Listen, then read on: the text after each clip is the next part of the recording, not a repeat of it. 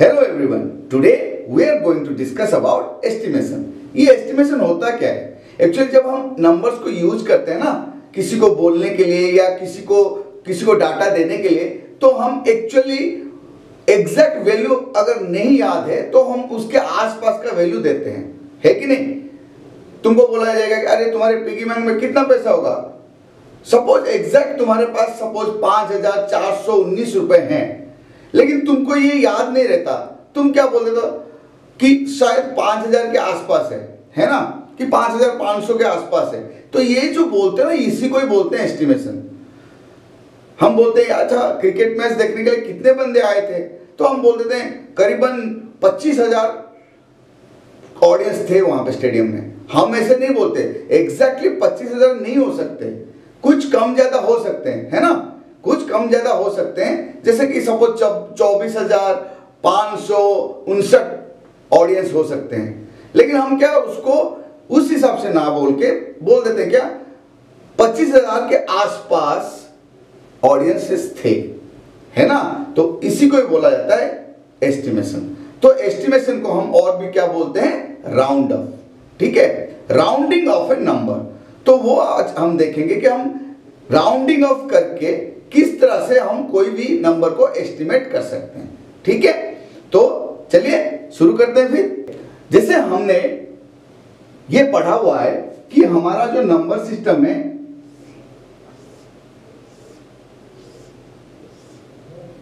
यहां पे ones place है ना, फिर टेंस प्लेस है, फिर 100 प्लेस है, फिर 1000 से, फिर 10,000 है, ऐसे ही आगे बढ़ता है इंडियन नंबर सिस्टम, है ना।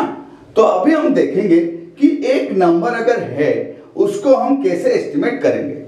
हमेशा याद रखना कि जब हमारे पास अगर ये मिड पॉइंट किसको हम पकड़ेंगे, हमेशा ये सपोज 0 है, ठीक है, और सपोज ये 10 है और ये है तुम्हारा 5, तो ये यहां पे क्या है तुम्हारा 1 2 3 और 4 है, यहां पे 6 7 8 और 9 है, ठीक है।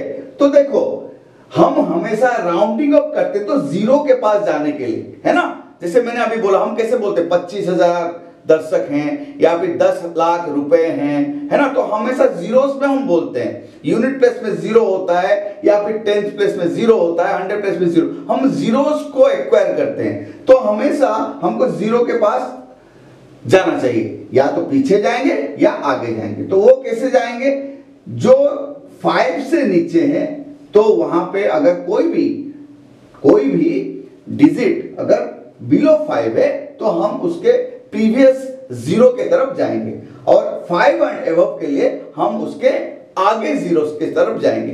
वो हम देखेंगे किस तरह से हम करेंगे। हम एक नंबर को लेंगे, उसको हर एक प्लेस में राउंड अप करके देखेंगे, तब तुमको और अच्छी तरह से समझ में आएगा, ठीक है। टेंस प्लेस में राउंड अप करेंगे तो क्या होगा, इस तरह से हम देखेंगे, ओके। चलो अभी हम लोग देखते हैं कि हम कोई भी एक नंबर को राउंड अप कैसे करेंगे, ठीक है। तो मैं एक एग्जांपल ले लेता हूं, उसके बाद हम देखेंगे उसको टेंस प्लेस में, 100 प्लेस में, 1000 प्लेस में कैसे राउंड अप हम कर सकते हैं, ठीक है। तो चलो एक नंबर में लिख देता हूं कुछ भी, जैसे मैं लिख लिया 6 8 9 1 4 7 और 5, ठीक है। अभी देखो मुझे अगर ये 10th प्लेस के लिए राउंड अप करना है, हमेशा याद रखो जिस प्लेस में राउंड अप करना है उसके आगे वाला जो प्लेस है उसमें जो डिजिट है उसके ऊपर ध्यान देना पड़ेगा। मुझे 10th प्लेस में राउंड अप करना है तो मुझे किसके ऊपर ध्यान देना पड़ेगा, 1st प्लेस के ऊपर। 1st प्लेस में अगर 5 एंड अबव है तो क्या हो जाएगा, जो जिस प्लेस को हम राउंड अप कर रहे हैं वो 1 इंक्रीज हो जाएगा, है ना, एक बढ़ जाएगा। इसका मतलब हम उसमें एक ऐड कर देंगे, ठीक है। अभी देखो यहाँ पे 1st प्लेस में 5 है, तो अभी क्या करूंगा, 1st प्लेस को मैं 0 कर दूंगा, ठीक है, और 10th प्लेस में मैं 1 ऐड कर दूंगा, 7 था उसको 8 कर दूंगा, बाकी जो डिजिट्स हैं वो वैसे का वैसे रहेंगे। तो 10th प्लेस को राउंड अप करना, इसका मतलब जो 75 है 75 का नजदीक वाला जीरो वो क्या हो जाएगा 80। 5 एंड एबो, तो हम 5 जो वंस प्लेस में उसको 0 करेंगे, टेंस प्लेस को 8 कर देंगे। ठीक है, अगर मुझे 100 प्लेस को राउंड अप करना है तो मैं किसके ऊपर ध्यान दूंगा, टेंस प्लेस के ऊपर। तो पहली बात तो टेंस प्लेस, जिस प्लेस को हम राउंड अप करेंगे उसके आगे वाले सारे प्लेसेस में हम 0 कर देते हैं। पहली बात तो क्योंकि वो राउंड अप कर रहा है, हम 0 कर देंगे।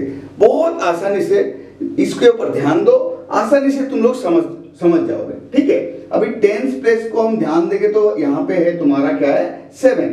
ठीक है, 7 अगर है ये 5 से ज्यादा है, इसका मतलब जो 100 प्लेस में जो डिजिट है उसमें हम 1 ऐड कर देंगे, बाकी सबको 0 और उससे पहले वाले डिजिट्स वो ऐसे के ऐसे रहेंगे। चलो अभी 1000 प्लेस को राउंड अप करते हैं। पहले क्या करना पड़ेगा, 1000 से आगे वाले सबको 0 कर देते हैं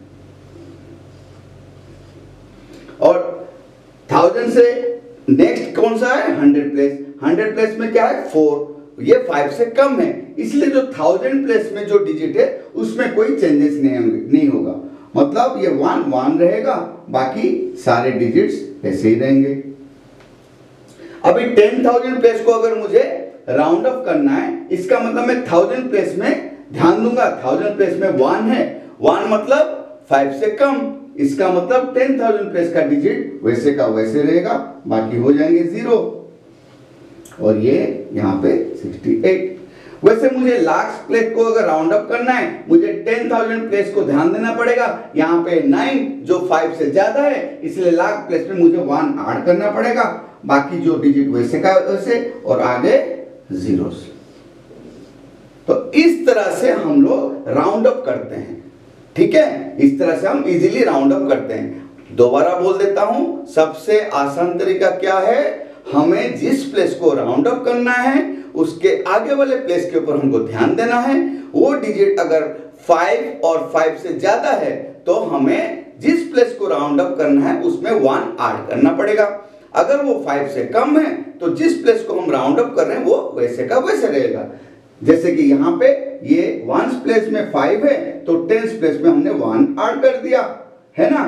जैसे कि यहाँ पे हमको 1000 प्लेस को राउंड अप करना है, 100 प्लेस में 4 है तो 1000 प्लेस में वैसे का वैसे रह गया, है ना। तो वो सब चीज आसानी से तुम कर सकते हो। थोड़ा बस यही ध्यान रखो, जिस प्लेस को राउंड अप करना है उसके नेक्स्ट प्लेस को हमें ध्यान में रखना होगा। और 2 चीज ध्यान में रखना है, पहली बात वो डिजिट 5 या 5 से ज्यादा है या 5 से कम, है ना। तो यही हमारा राउंडिंग अप का तरीका है। आशा करता हूं तुम लोग अच्छे से समझ गए होगे। अपने से कोई भी 3 digit number, 4 digit number, 5 digit number कुछ भी लिख दो। जैसे ही मैंने यहाँ पे लिखा वैसे कुछ भी लिख के सेम इसी तरीके से तुम राउंडिंग अप का प्रैक्टिस कर सकते हो। अगर समझ में नहीं आया, कहीं पे भी थोड़ा बहुत भी डाउट हो रहा है तो वीडियो दोबारा चला लेना और समझ में आ जाएगा। ठीक है, तो अभी हम देखते हैं कि राउंडिंग ऑफ जो है हमारा जो एस्टिमेशन है हम किस तरह से कैलकुलेशन में लाते हैं, है ना। किस तरह से हम क्लोजर वैल्यू ला सकते हैं कैलकुलेशन में। ठीक है, तो स्टूडेंट्स अभी राउंड ऑफ तो हमको पता चल गया। तो हम जब कैलकुलेशन करते हैं ना कोई भी नंबर्स का, कुछ भी एडिशन हो गया, सब्ट्रैक्शन हो गया, मल्टीप्लिकेशन हो गया, तो वहां पे हम लोग एस्टिमेट कैसे करेंगे कैलकुलेशन को, है ना। तो कुछ एग्जांपल्स देखते हैं।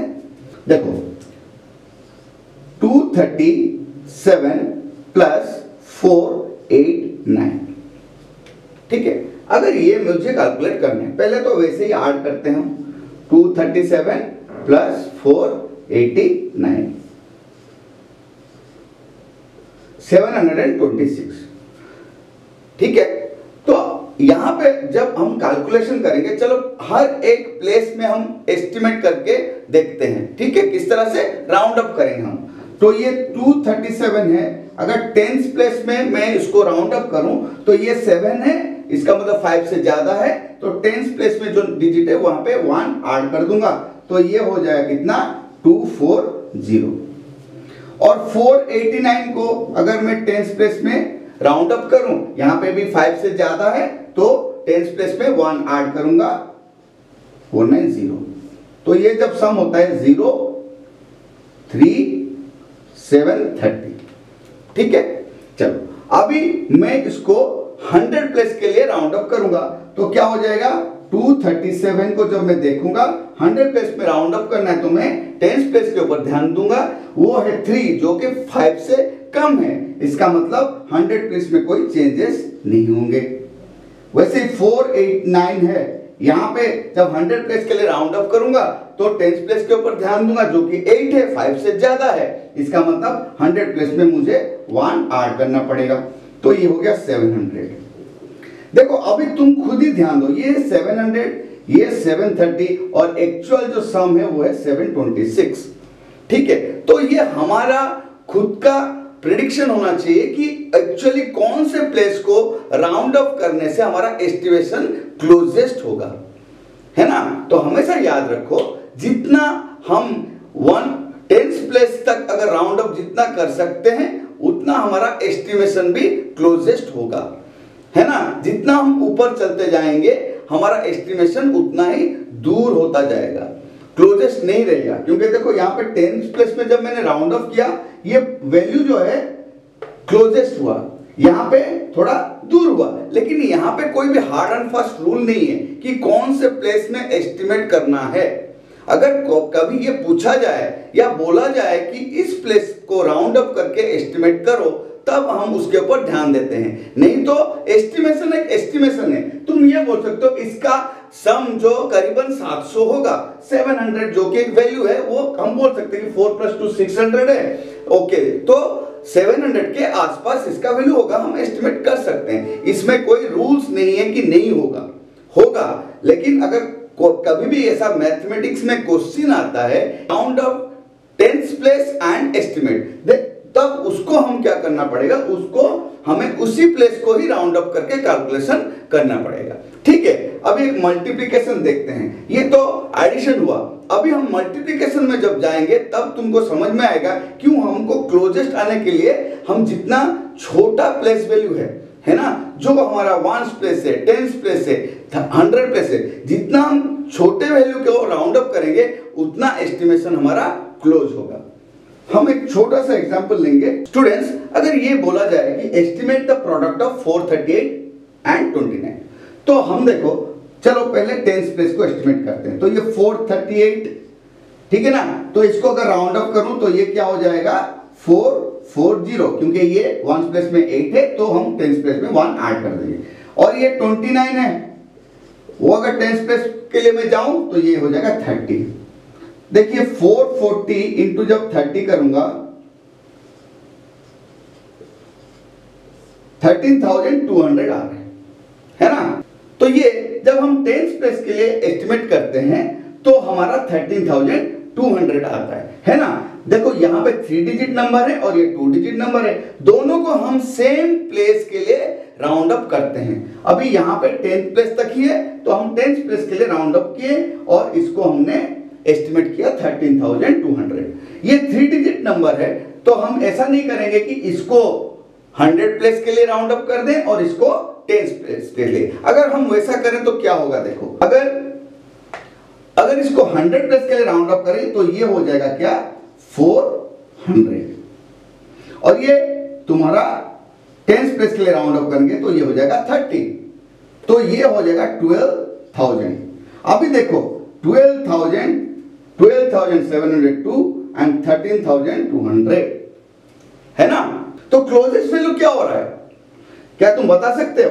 देखो एक्चुअली क्लोजेस्ट वैल्यू ये है, क्योंकि यहां पे देखो जब हम सब्ट्रैक्ट करते हैं एक्चुअल प्रोडक्ट को, ये 498 है, इसका डिफरेंस 498 है, जबकि यहां पे डिफरेंस कितना हो रहा है 702, है ना। तो जब हम